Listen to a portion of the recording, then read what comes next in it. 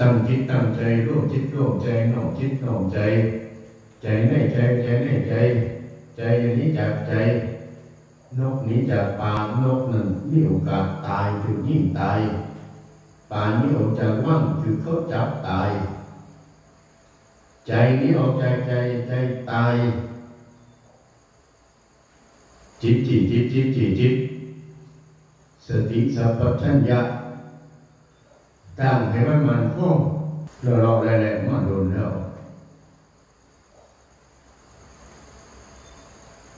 ร่วมจิตร่วมใจร่วมกันได้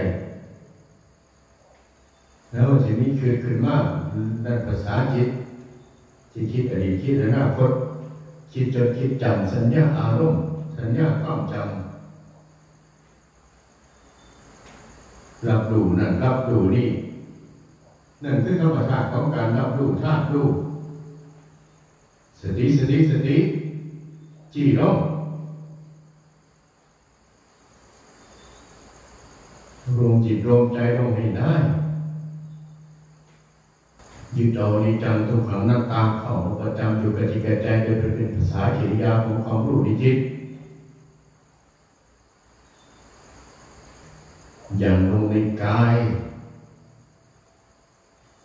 มั่งกายอย่างลงในกายอย่างลงในกายคำว่ากายเป็นชื่อสมมติเอาเนื้อสมมติเอาหนังสมมติเนื้อหนังร่างกายว่าเป็นเราสมมติเอาอาการ32คนหรือป้ายผมจนป้ายเท้าขนผมเล็บฟันหนังเนื้อเอ็นกระดูกคำว่ากายเขาพูดกันจะเป็นกายเขากายเรากายสัตว์บุคคลจากคำว่ากายตัวผมตัวฉันตัวคุณ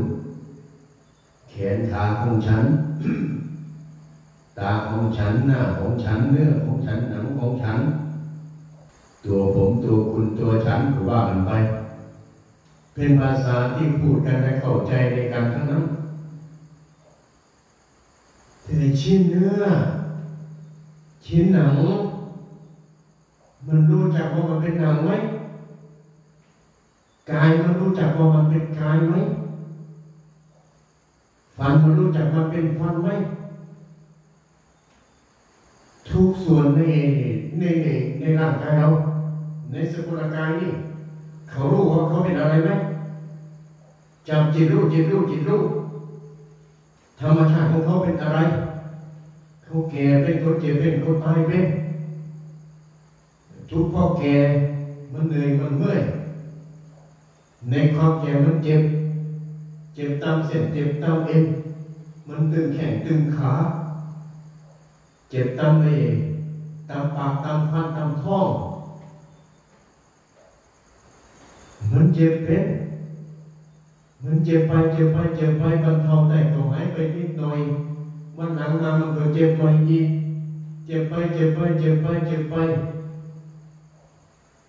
จากเจ็บไปได้มาได้มันเกิดไปอีกก็เป็นหนักเข้ามันเจ็บไปได้ไปมาไม่ได้มันเจ็บนั่งจากเจ็บนั่งมันเจ็บนอนหายใจป่าแบบนี้ตาย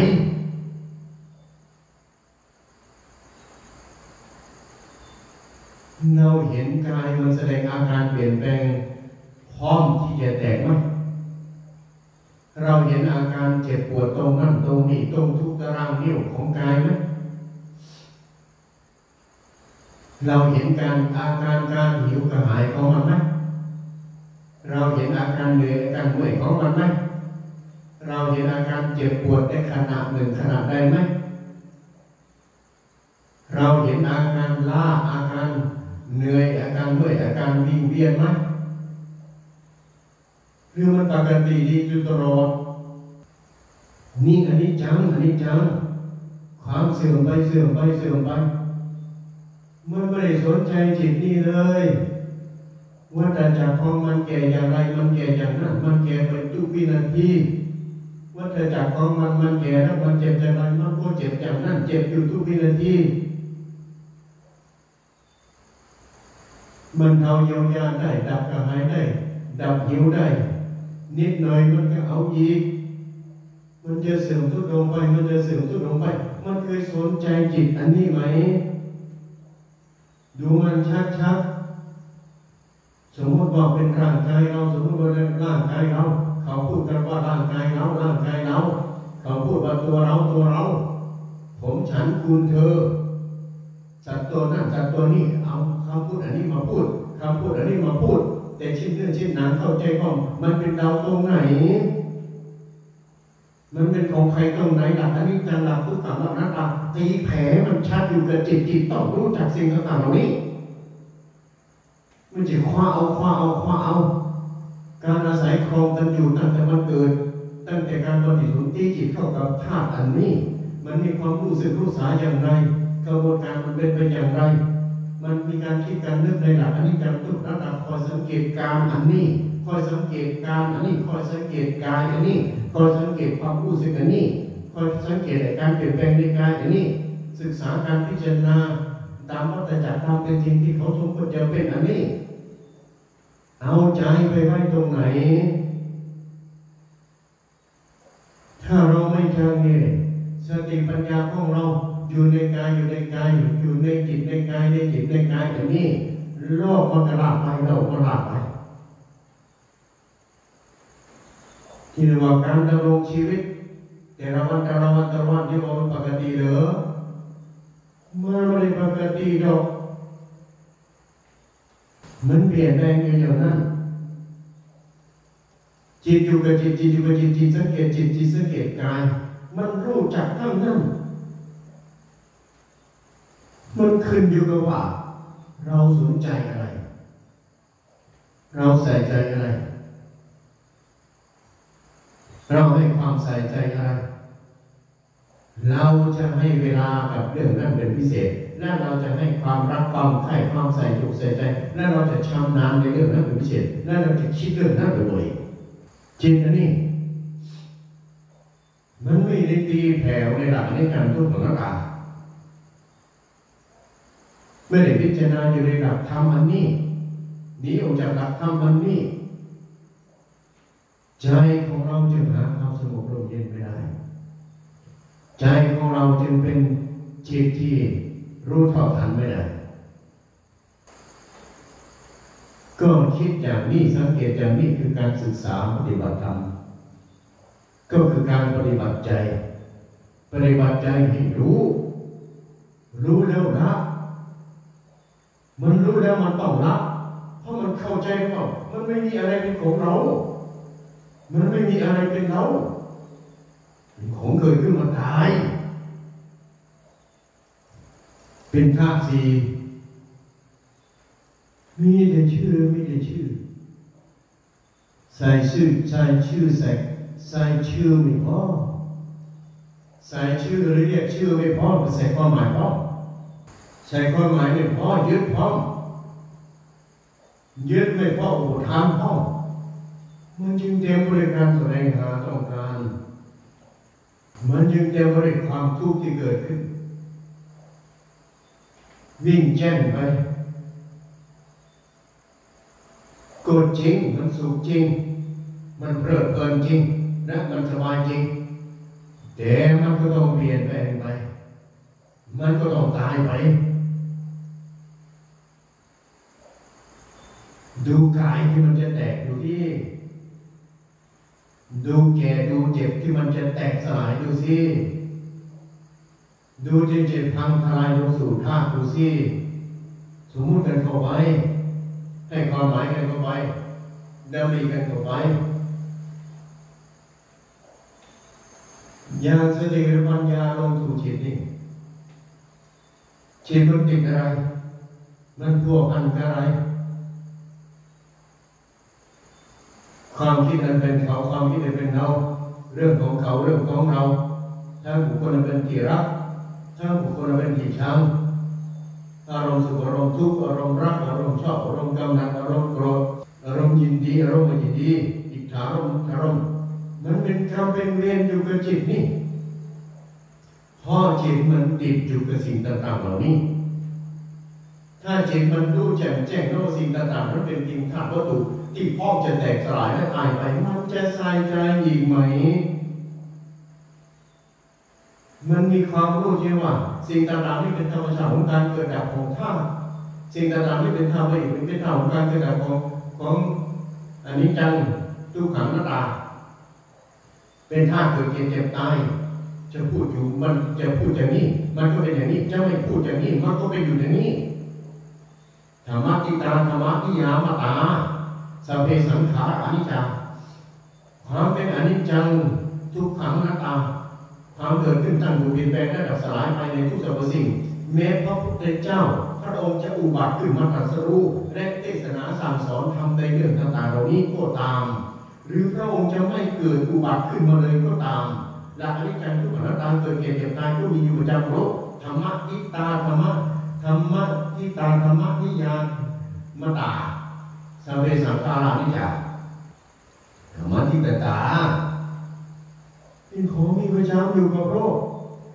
ความแก่ความเจ็บความตายประจำอยู่กับขันธ์จะกล่าวถึงก็เป็นอย่างนั้นจะไม่กล่าวถึงก็เป็นอย่างนั้นดูมันเองชัดดูสิเพลินอยู่ในอีกสิ่งต่างๆเหล่านี้มันใช่ได้ที่ไหน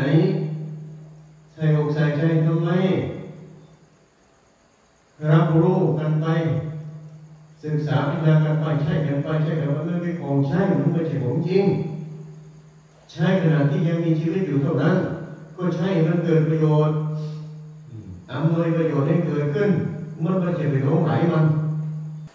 ยังสติปัญญาลงสู่กายเห็นชัดเอาคำว่ากายออกมาเหลืออะไรหรืออวัยวะหรือแขนหรือขาเอาคำว่าแขนว่าขาออกมาเหลืออะไรเหลือตัวเราเอาคำว่าตัวเราออกกายนี่เหลืออะไรเหลือแต่ธาตุเอาคำว่าธาตุออกมันเป็นสักแต่ธาตุ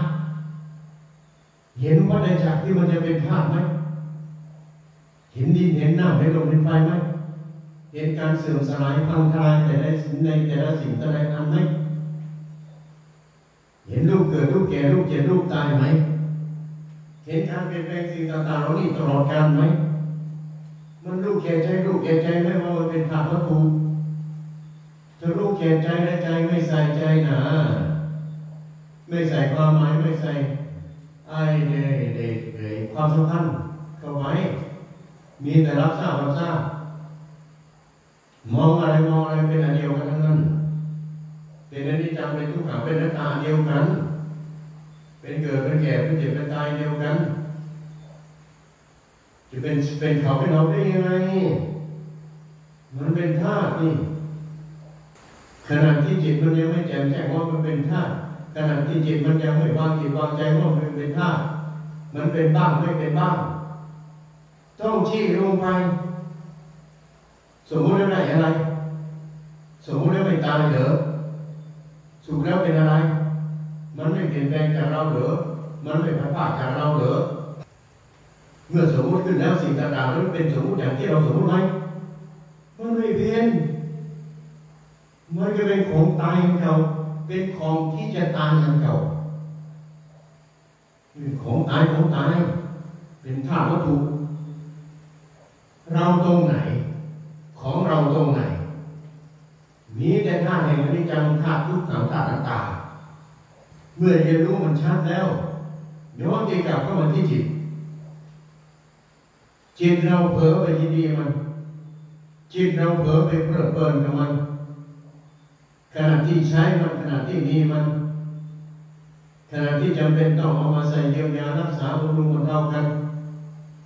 พอเจ็บพอแก่พอตายพอต้องเป็นอยู่จิตอันนี้สติอันนี้จิตอันนี้สติอันนี้มันเพลินตรงไหนมันขาดอะไรมันไม่สมบูรณ์ตรงไหนมันตกป้องตรงไหนทำไมถึงเผลอไปเกาะการก่อกรรมก่อเวรทางจิตการดำริทางจิตการให้ความหมายสำคัญทางจิตว่าเขาว่าเราอยู่เรื่อยๆว่าสุขว่าทุกข์ว่าดีว่าชั่วเหตุก็คือการใช้สิ่งต่างๆเหล่านี้การเป็นสิ่งต่างๆเหล่านี้การมีสิ่งต่างๆนี้เพราะเหตุก็คือชีวิตยังมีอยู่เราปล่อยใจทำไมสติปัญญาไปว่าตรงไหนเอามาคิดเอามาพิจารณาคิดเรื่องรักเรื่องชังก็คิด คิดเรื่องผัวเรื่องเมียเรื่องเขาเรื่องเราผูกคิดเรื่องที่มันได้สาระทำให้จิตของเราได้รับความสมองมันเป็นอย่างคิดได้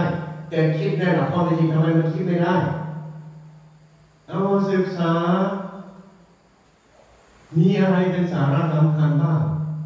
มีอะไรเป็นสิ่งที่แท้แน่นอนบ้าง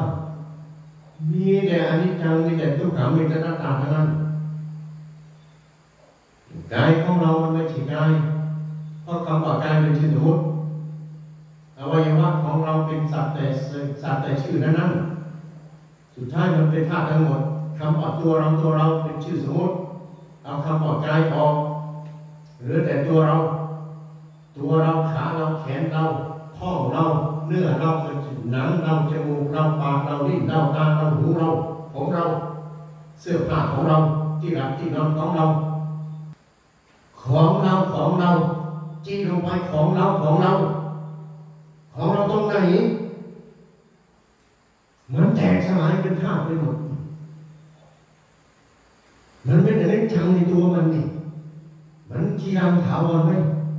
มันเปลี่ยนแปลงสลายลงธาตุของเราตรงไหนย่ำของเราตัวเราเนื้อหนังร่างกายตัวเราท้องดังตัวเรามันตายนะมันแตกสลายนะตัวเราได้ยังไงมันเป็นธาตุนะตัวเราได้ยังเป็นธาตุนะย่ำกลับไปกลับมาตัวนั้นทำไมถึงย่ำเพราะมันเพลินนักหนานี่มันสุขนักหนานี่มันดีใจนักหนานี่มันเสียใจนักหนานี่มันอยากได้นักหนานี่มันสุขสบายนักหนานี่จะลืมตายนี่ที่เรานี่ตัวเราที่แท้จริงมันไม่มีคำว่าตัวเราคำว่ากายเราเอาคำว่ากายเราออกเหลือแต่ตัวเราคำว่าตัวเรามีอาการ32มีแขนขามีเนื้อมีหนังแต่สุดท้ายถูกเผาทิ้งเป็นเท่าเป็นทานไปอันนี้จังเกิดขึ้นตั้งอยู่เปลี่ยนเป็นดาบสลา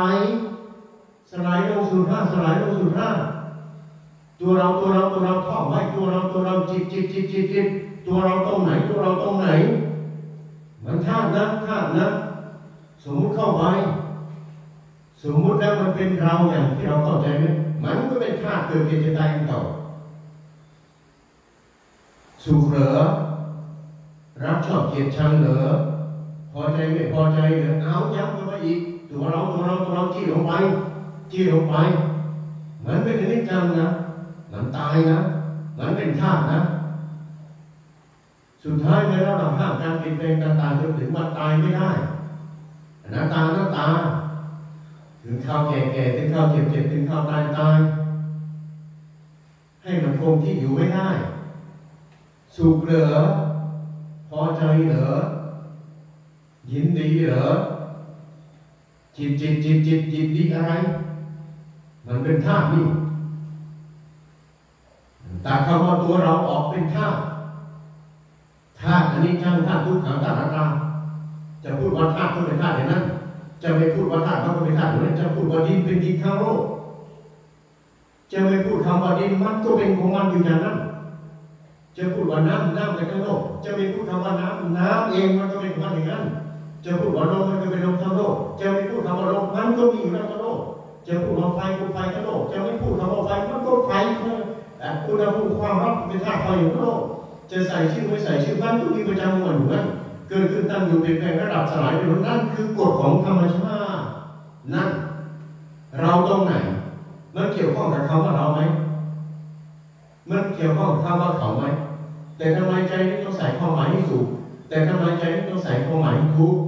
แต่ใจที่ต้องเดิมดีว่าหมายว่าสำคัญว่ากันเข้าไปในเมื่อธาตุแท้ของมันเป็นปีศาจแต่ธาตุที่มีประจำอยู่กับโลกคำว่าเขาคำว่าเราอยู่ตรงไหนเอาตัวนี้มาตีแผ่อริยสัจที่อำนาจกิเลสก็ค้านไม่ได้เพราะเป็นความจริงนั่นเมื่อมันทราบเช่นนี้แล้วสุดท้ายมาแล้วคำว่ากายเป็นสัจจกายคำว่าตัวเราสัจแต่ว่าตัวเรา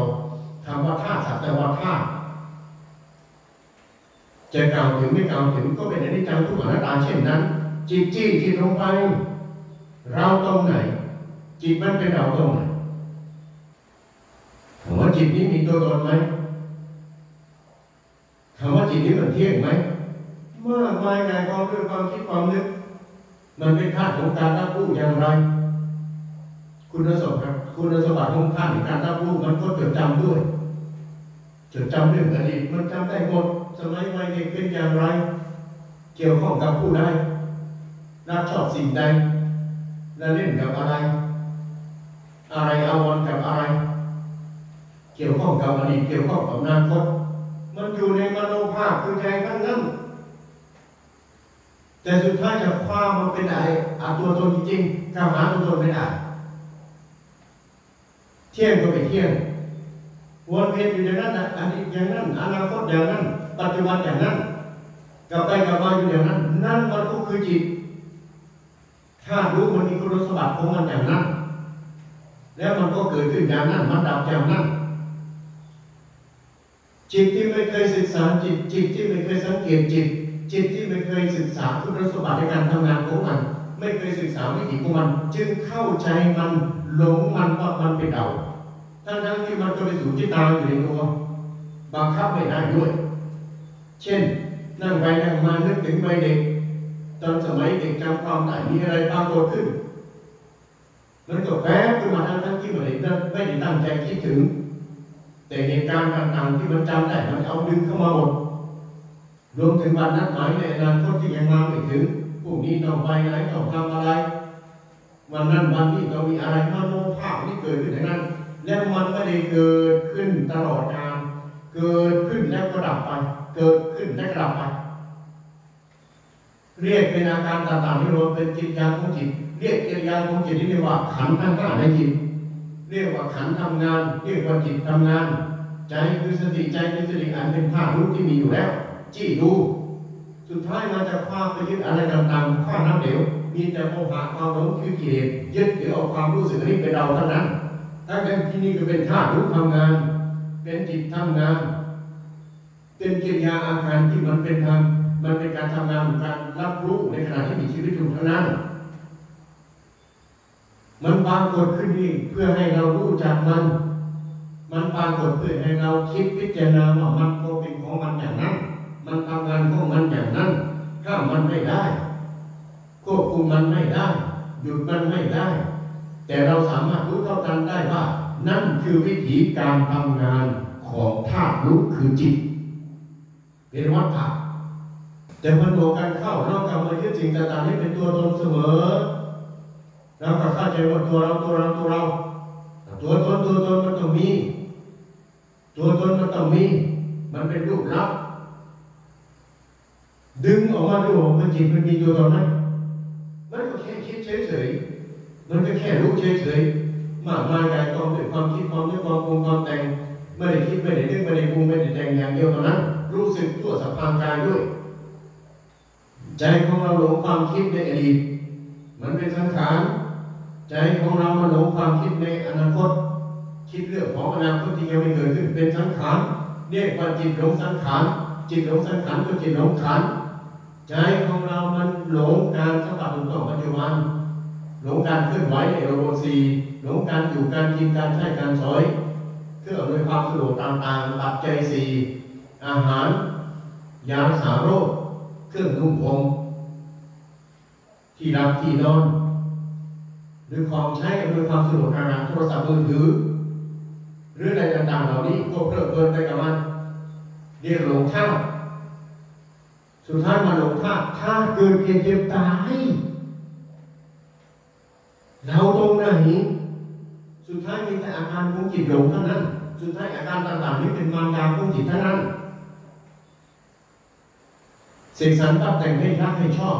เสกสรรปั้นแต่งให้สุขให้ทุกข์ปั้นน้ำเป็นตัว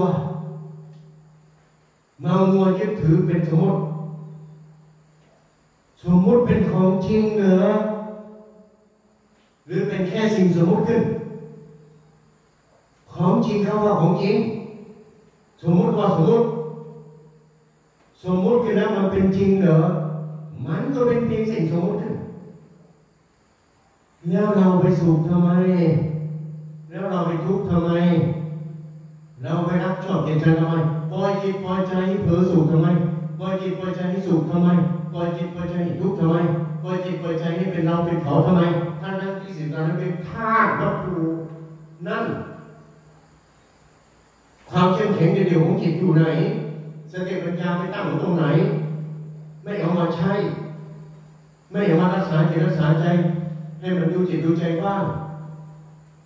แล้วการปฏิบัติของเราเพื่อไม่มุ่งเน้นให้เห็นถึงความเป็นจริงของอริยสัจนี้แล้วปฏิบัติทำไมเล่นไปตามกระแสโลกไม่ดีกว่าเหรอจะมานั่งลำบากคิดทำไมไปอยู่กับลูกกับผัวกับเมียไปหาเงินหาทองไปสวยสุขกับลูกกับเสียงกับกินกับรถไม่ดีกว่าเหรอจะเสียเวลามาคิดทำไม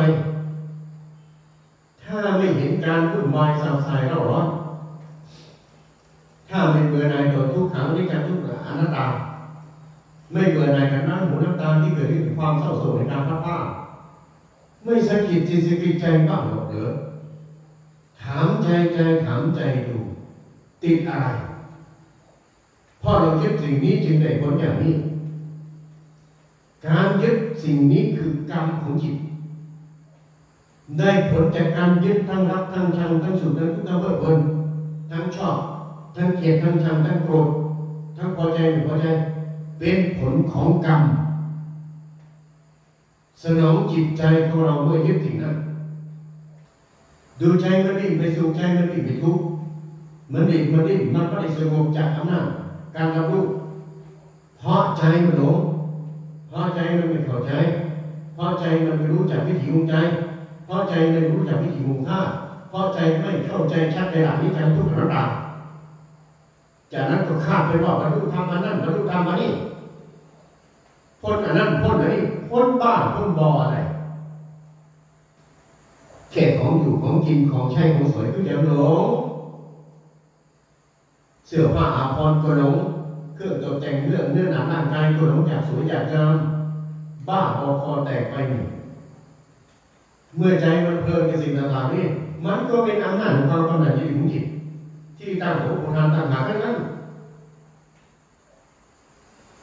ผู้รู้เท่าทันเราสายยาวๆรู้บรรเทากันไปตามปัญหานะตายแล้วกันตายแล้วกันที่ใส่ใจทำไมไม่เผลอจิตไปสมมติสิ่งต่างๆก็รู้ว่าเป็นของไม่เที่ยงรู้แก่ใจรู้แก่ใจมันเห็นแก่ใจมันรักษาอยู่แก่ใจสติสัมปชัญญะปัญญาที่แผ่ออกไปใจมันสุขใจมันทุกข์ใจมันรักมันชอบอิทธารมนิทารมเป็นกรรมทางจิตที่จิตหลงจากหน้าโมหะนั้นโมหะคือกิเลสคืออวิชชาหลงสังขารหลงธาตุหลงสังขารหลงธาตุหลงสังขารหลงธาตุหลงสังขารหลงธาตุหลงสังขารหลงธาตุธาตุเป็นของที่มีประจำอยู่กับโลกสังขารจิตรู้ใครหลงผู้รู้หลงเพราะมันไม่รู้จริงจี้รู้รู้สึกในธาตุร่างกายกดใจรู้สึกในการคิดการนึกกดใจรู้สึกรู้กดใจสุดท้ายใจมันมีตัวตนไหมมันไม่มีรู้เป็นธาตุเขาพูดกันว่าจิตรู้เป็นธาตุเขาพูดกันว่าจิตคำว่าธาตุรู้เป็นชื่อของรู้ในรู้เอาชื่อของรู้ออกเอาชื่อของธาตุออกเอาชื่อของภาษาวิญญาณตรงนี้ออกเหลือแต่สภาวะรู้มันเป็นเราตรงไหนมันเขียนป้ายบอกว่ารู้นี่เป็นเราไหมไม่มีลมพัดไปพัดมามันมีชื่อเราไหมมีแต่รู้แก่ใจไม่รู้แก่ใจมาไหนรู้เอาชื่อจิตออกเอาชื่อรู้ออกเอาชื่อธาตุรู้ออกเอาสภาวะรู้ออกเอาอาการของรู้ออกไม่ใส่ความหมายอะไรเลย มีแต่รู้เฉยๆหลงสุขหลงทุกข์ทำไมมันเป็นเราตรงไหนไม่มีในจักรวาลโลกนี้มีธาตุดินธาตุน้ำธาตุลมธาตุไฟอากาศธาตุออกซิเจนวิญญาณธาตุธาตุรู้เอาชื่อออกแล้วไม่เหลืออะไรทั้งนั้นด้วยความโง่เขลาของจิตที่ไปสร้างกิริยาการต่างๆเหล่านี้พอจิตไม่เข้าใจสิ่งอะไรเพราะความเข้มแข็งเดียวกับความต่างมั่นทางสติสัมปชัญญะและปัญญาที่มีอยู่ไม่เอามาใช้หรือไม่ได้ฝึกฝนให้มันแก่กล้าจิตจึงเผลอไผลให้ไปสมมติสิ่งต่างๆเป็นเราของเราแล้วธาตุทั้งหกที่มีประจำอยู่นี่จะใส่ความหมายก็เป็นอย่างนั้นจะไม่ใส่ความหมายเป็นอย่างนั้นจะกล่าวถึงก็เป็นอย่างนั้นจะไม่กล่าวถึงก็เป็นอย่างนั้นเห็นทราบแค่ว่าสักว่าทั้งนั้นความปรากฏตัวแห่งการรู้เท่าทันมันก็เกิดขึ้นย้ำเราตรงไหนไม่มีคำว่าเราเกิดขึ้นเพราะอะไรเพราะไม่แจ่มแจ้งเพราะไม่หนักแน่นเพราะไม่ชัดเจนความหลงโง่เขลาของอวิชชานี่จึงยึดสิ่งต่างๆแห่งอำนาจความรู้ในรูปสิ่งนี้เป็นตัวตนของตนทั้งที่มันเป็นธาตุที่หาชื่อไม่ได้ชื่อพูดว่าเป็นธาตุรู้กันแม้แต่ผู้พูดเองเอามาพูดมันก็ไม่ใช่รู้นะมันเป็นชื่อเพียงชื่อภาษาพูดเพื่อให้เข้าใจกิริยาการคำพูดต่างๆนั้นไม่ใช่ธรรมะมันเป็นชื่อของธรรมะมันเป็นชื่อที่ใช้แทนภาษามันเป็นชื่อที่ใช้แทนกิริยานั้นธรรมะนั้นเพื่อให้ผู้ฟังเข้าใจในธรรมะนั้นก็คือจิตเข้าใจจิตเองก็คือจิตเข้าใจการเปลี่ยนแปลงของจิตเองก็คือจิตเข้าใจวิถีของจิตเองก็คือจิตเข้าใจวัฏจักรจิตเองจิตเข้าใจวัฏจักรของธรรมชาติเองเข้าใจในความหมายในชื่อสมมติเข้าใจในวัตถุที่สมมติเข้าใจในหลักนิจังที่เกิดขึ้นในสิ่งนั้นอนัตตาควบคุมไม่ได้ทุกอย่างหมุนไปตามวิถีของธรรมชาตินั้นธรรมะหมายถึงสภาวะจิตที่ตั้งมั่นเป็นจิตที่ตั้งมั่นเป็นสติถาวรที่มีความรู้เท่าทันทุกอย่างเป็นอาการของธรรมตั้งนั้นอาการต่างๆเป็นอาการของธรรมตั้งนั้นปีติเป็นอาการของธรรมตั้งนั้นว่างเปล่าเป็นอาการของธรรมตั้งนั้นสงบเป็นอาการของธรรมตั้งนั้นผ่องใสเป็นอาการของธรรมตั้งนั้นเฉยๆเป็นอาการของธรรมตั้งนั้นสุขเป็นอาการของธรรมตั้งนั้นทุกข์เป็นอาการของธรรมตั้งนั้นรักชอบเกลียดชังเป็นอาการของธรรมตั้งนั้นสมมติก็เป็นธรรมอันหนึ่งผลของสมมติก็เป็นธรรมอันหนึ่งเป็นสภาวะธรรมอันหนึ่งวิมุตติก็เป็นธรรมอันหนึ่งผลของวิมุตติก็เป็นธรรมอันหนึ่งต่างนั้นต่างจริงอย่างนั้นไม่มีอะไรหายไปไหนมีแต่ใจเข้าใจสภาวะต่างๆนี่ไหม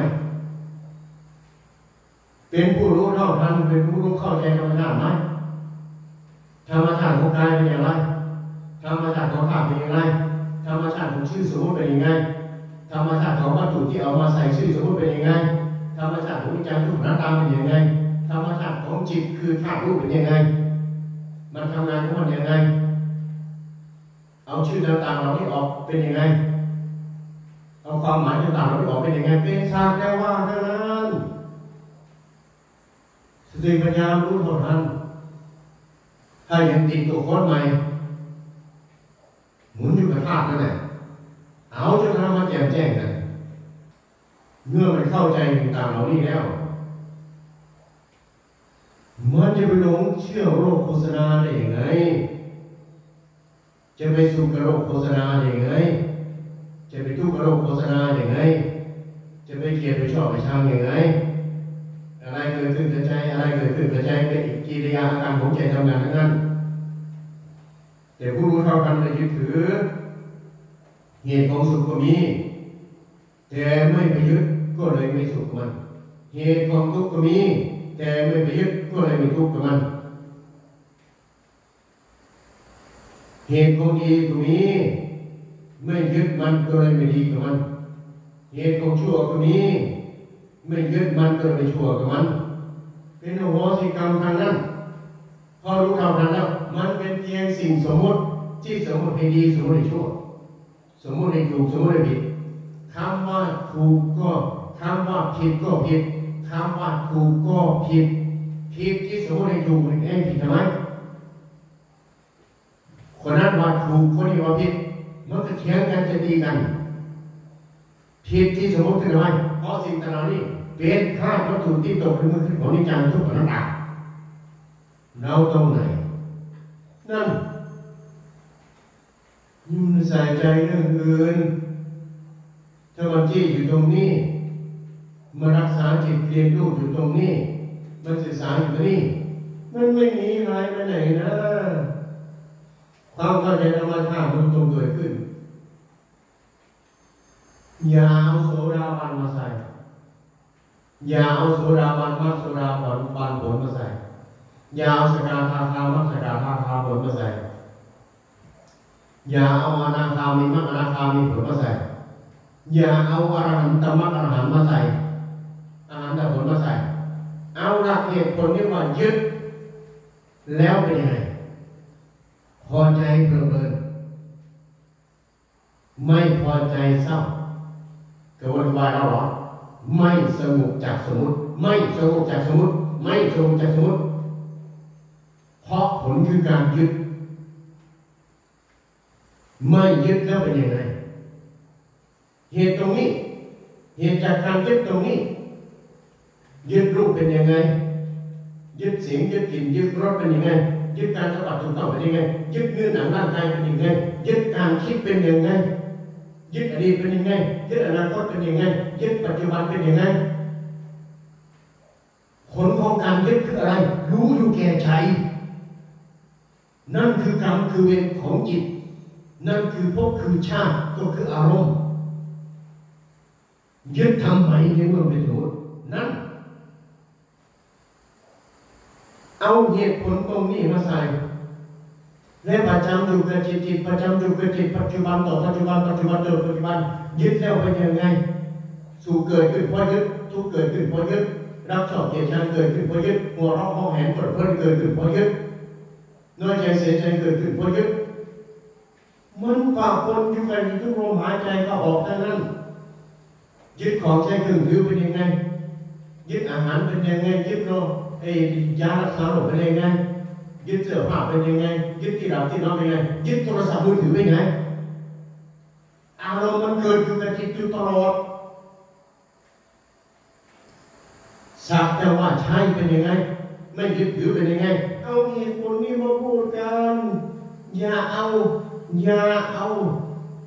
ข้ามมาพูด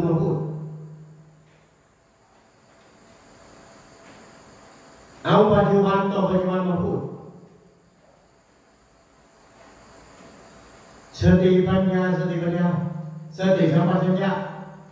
รักษาจิตแนบสนิทอยู่กับจิตขณะที่กินเป็นยังไงขณะที่ใช้ยาเป็นยังไงขณะที่ใส่เสื้อผ้าเป็นยังไงขณะที่หลับที่นอนเป็นยังไง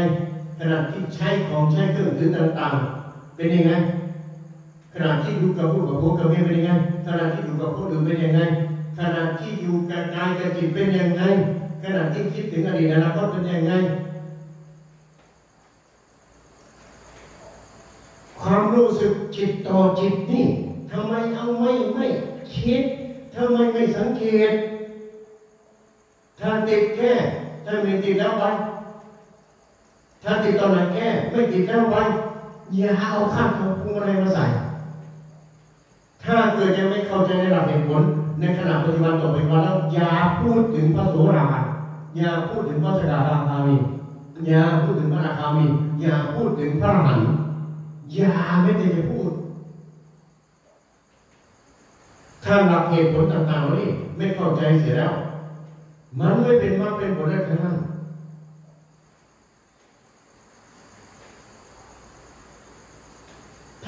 ตั้งอยู่ตรงนี้สุดท้ายมาแล้วไปนั่งภาวนาว่าอนุมานสร้างโครงสร้างของธรรมะขึ้นสุดท้ายเราไปทำปลอมไปหมดเพราะปรุงแต่งธรรมะขึ้นเมื่ออินกับการปรุงแต่งเหล่านั้นอันนี้จำสัมปัติปีติสูงกับวิราภาพเบิกบานของสายขึ้นเข้าใจเจ้าของบรรลุธรรมแค่นี้จริงเป็นอาการของธรรมสัมปัติที่เจ้าของสร้างโครงสร้างธรรมะขึ้นแต่ธรรมะคืออารมณ์ปัจจุบันไม่รู้จักคิดเหตุปัจจุบันผลปัจจุบันไม่รู้จักคิดติดแล้วเป็นผลยังไงยึดขณะนั้นได้ผลยังไง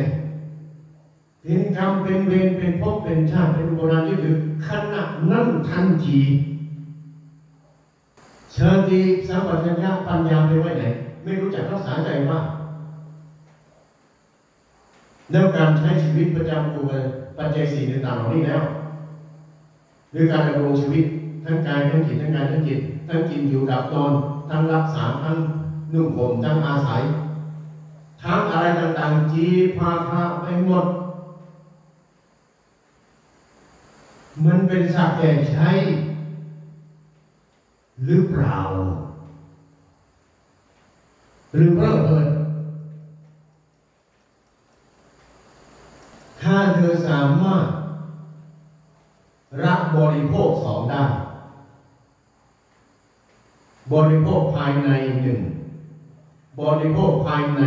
หนึ่งบริโภคภายในสองมีสองอย่างบริโภคภายนอกสองอย่างก็คือปัจจัยสี่บริโภคภายในเป็นว่ากืนเข้าไปอาหารกืนเข้าไปยารักษาโรคกืนเข้าไปบริโภคภายนอกเสื้อผ้าอาภรณ์เครื่องประดับผิวเทียบที่นอนบ้านเรือนรวมถึงของใช้อื่นๆที่ประทับที่พัวพันอยู่กับการดำรงชีวิตเป็นสักแต่ใช้หรือไม่หรือเพลิดเพลินยินดีกับมันเมื่อเพลิดเพลินยินดีกับมันนั่นคือที่ตั้งของกามนั่นคืออุปทานนั่นคือบ่วงของมันนั่นคือราคะตัณหาภาวะตัณหาวิภาวะตัณหาเพลิดเพลินสุขแสวงหาต้องการมันคือกลัวอยู่กับการใช้ชีวิตเราก็คิดว่าปกติของการดำรงชีวิตแต่ที่จริงแล้วมันแฝงด้วยตัณหาอุปทานเอาเข้าไปไม่ติดอันหนึ่งมันติดอันหนึ่งและอันหนึ่งได้มันติดอันหนึ่งมันแทรกซึมอยู่ตลอดถ้าใจไม่สังเกตใจอยู่แล้วไม่มีทางรู้ถ้าบริภาคไว้ร่างบริโภคสองนี้ได้ละเนื้อหนังร่างกายเป็นธาตุได้ละจิตเป็นธาตุรู้ได้ไม่มีเราอยู่สักที่มีแต่สักแต่รู้มีแต่สักแต่ใช่ตาเห็นรูปสักแต่ว่าเห็นหูได้ยินสักแต่ว่าได้ยินจมูกได้กินสักแต่ว่าลิ้นสัมผัสรสสักแต่ว่ากายสัมผัสผ่านผิวหนังสักแต่ว่าใจสัมผัสรู้สึกต่างๆนี้สักแต่ว่าดูก่อนพันยะถ้าเธอตามๆเลยหูตาจมูกลิ้นกายใจเธอเป็นสักแต่ว่าเธอก็ไม่ต้องไปเกิดกับโลกทั้งสองโลกสุขไม่เกิดโลกทุกข์ไม่เกิดโลกพอใจไม่พอใจไม่เกิดเพลิดเพลินก็จะพูดถึงพระนิพพานกู้จิตไปเลยนั่นพระพุทธเจ้าพูดอย่างนี้พระพุทธเจ้าพูดอย่างนี้จิตเราพูดอย่างทำหูแตกไม่ได้ยินเหรอ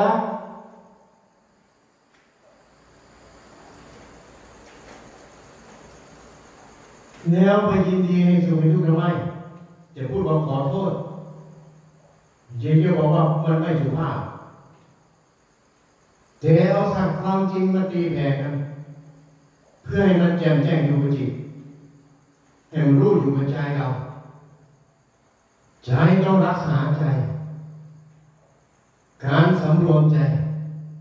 สำรวมตาหูจมูกลิ้นกายแต่การสำรวมอินทรีย์จิตสติกำกับอยู่กับจิตปัญญาตีหมุนรอบรู้ทุกสภาวะที่ปรากฏขึ้นไม่ยินดียินร้ายเอาจนขนาดนั้น ขยะวยธรรมสังขารานิจจาประมาณนี้นะข้ามไปในท่าทีคำพูดนี้พระพุทธเจ้าพูดก่อนตายก่อนที่จะดับขันธ์สู่พระนิพพานใครเป็นผู้นั่งฟังอยู่มีแต่พระอรหันตสาวกเท่านั้นทำไมยังย้ำอยู่ว่าขยะวยธรรมสังขารานิจจาสังขารทั้งหลายทั้งปวงมีความเสื่อมสิ้นไปเป็นธรรมดาดูก่อนภิกษุผู้เห็นภัยทั้งหลายดูก่อนภิกษุทั้งหลายสังขารทั้งหลายมีความเสื่อมสิ้นเป็นธรรมดาอัปปมาเนนะสัมปรายภาติย้ำอยู่นั่นแสดงว่าไม่ให้เผลอสติรักษาสติรักษาจิตรักษาในการเป็นอยู่รักษาในการรับรู้รักษาในการรับทราบไม่ใช่ทำชั่วประเดียวประดาวแล้วก็ปล่อยไปเกลียดมันกินใจของนั้นเนี่ยแสดงว่าการปฏิบัติศึกษาของเราไม่ได้เคารพในคำสั่งคำสอนของพระพุทธเจ้าใจจะหาความเยือกเย็นได้ยังไงใจจะหาความสุขุมกระเพียรภาพได้ยังไงใจจะรู้เท่าทันใจได้ยังไงเดี๋ยวการบวชไปเรื่อยรู้เท่าทันทำอย่างนี้มันจะรู้พ้นได้ยังไงมีแต่พัวพันอยู่อย่างนั้นพึงพิจารณาให้ดีอย่าไปใส่ความหมายอย่างอื่นหรืออย่าไปสนใจอย่างอื่นมากนะมันไม่ใช่ของจริงมันเป็นเพียงแต่ของใช้จนถึงวันตายก็แล้วกันอย่าไปกินกับชีวิตมากนะอย่าเป็นบ้ากับสิ่งต่างๆเรื่องมากนะจนลืมหลักธรรมคือสติปัญญาภายในจิตในใจของตัวพึงเป็นผู้มีสติสัมปชัญญะมีปัญญาสำรวมอินทรีย์ตนเองอยู่ทุกเมื่อใจดูใจเจ้าของนั่นคือพุทธะที่แท้จริงของพ่อ